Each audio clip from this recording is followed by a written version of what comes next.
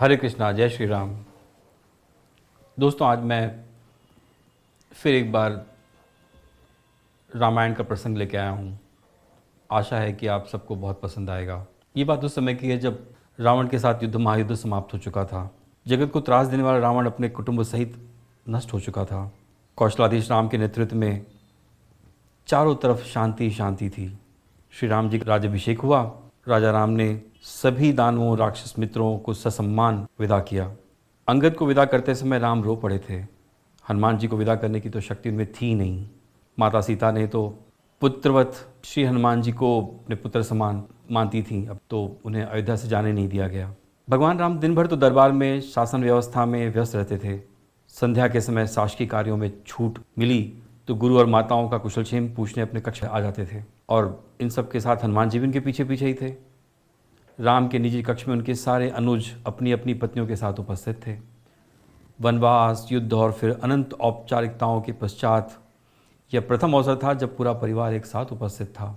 एक साथ में श्री राम जी, माता सीता, श्री लक्ष्मण जी को तो नहीं, कदापि अन्य वधुओं को एक बाहरी अर्थात हनुमान जी का वहाँ होना थोड़ा सा अनुचित प्रतीत हो रहा था। क्योंकि शत्रुघ्न सबसे छोटे थे, अंततः वे ही अपनी भाभियों और अपने पत्नियों की इच्छा पूर्ति हेतु संकेतों में ही हनुमान जी को कक्ष से जाने के लिए कह रहे थे।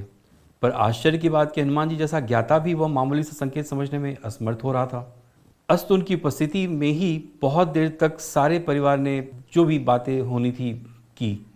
लेकिन फिर भरत को ध्यान आया कि भैया भाभी को भी एकांत मिलना चाहिए।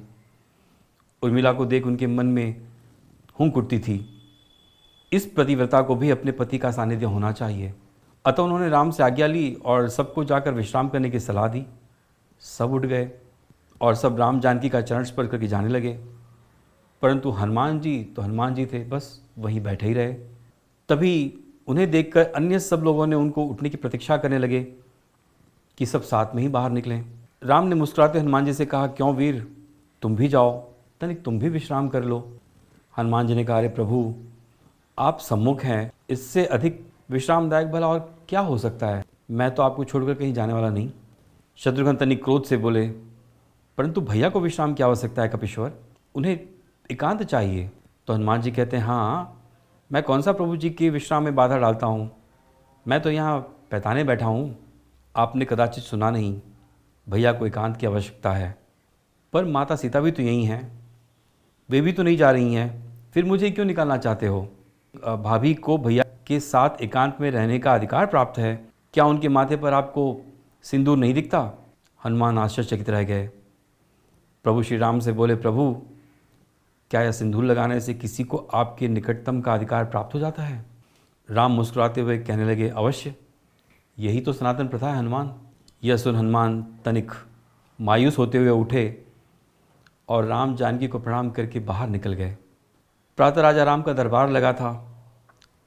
साधारण सी औपचारिक कार्य हो रहे थे। नगर के प्रतिष्ठित व्यापारी वहाँ न्याय मांगने दरबार में उपस्थित हुए। ज्ञात हुआ कि पूरी अयोध्या में रात भर व्यापारियों के भंडारों की तोड़फोड़ कर हनुमान जी उत्पात मचाते रहे। राम ने यह सुना और सैनिकों को आदेश दिया कि हनुमान जी को राज्यसभा में उपस्थित किया जाए। रामाज्ञा का पालन करके सैनिक अभी निकले ही थे कि केसरिया रंग में रंगे हनुमान जी अपनी चौड़ी चौड़ी मुस्कान और हाथी जैसी मस्त चाल से चलते हुए सभा में प्रभु के सामने उपस्थित हुए।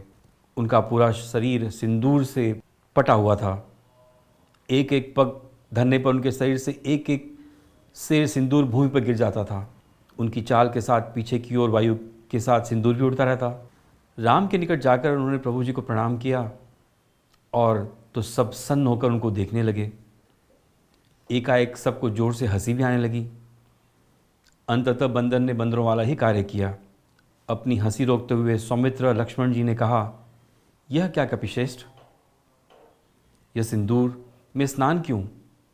क्या आप वानरों में कोई प्रथा है क्या ऐसी। हनुमान जी प्रफुल्लित स्वर से कहा, अरे नहीं भैया, यह तो आर्यों की प्रथा है। मुझे कल ही पता चला कि अगर एक चुटकी सिंदूर लगाकर प्रभु श्री राम की निकटता का अधिकार मिल सकता है तो मैंने सारी अयोध्या का सिंदूर लगा लिया। सारी सभा हंस रही थी, सब हंस रहे थे। बस सिर्फ भरत जी हाथ जोड़े अश्रु बहा रहे थे। यह देख शत्रुघ्न बोले, भैया सब हंस रहे हैं तो आप रो क्यों रहे हैं, क्या हुआ आपको?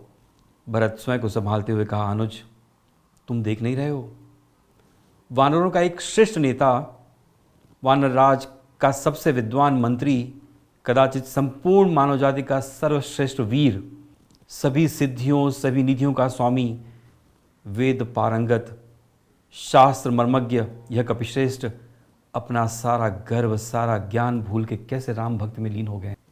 राम की निकटता प्राप्त करने के लिए कैसी उत्कंठ इच्छा कि ये स्वयं को भी भूल चुके हैं। ऐसी भक्ति का वरदान कदाचित ब्रह्मा भी नहीं किसी को दे पाए। मुझ भरत को राम का अनुज मान भले ही कोई याद कर ले, पर इस भक्त शिरोमणि हनुमान जी को संसार कभी नहीं भूलेगा। हनुमान जी को मेरे बारंबार प्रणाम है। यही भक्ति होती है, यही समर्पण होता है। और अगर समर्पण सीखना है, भक्ति सीखनी है, तो हनुमान जी से अच्छा उदाहरण और कोई नहीं हो सकता। जय श्री राम। हरे कृष्ण बंधु।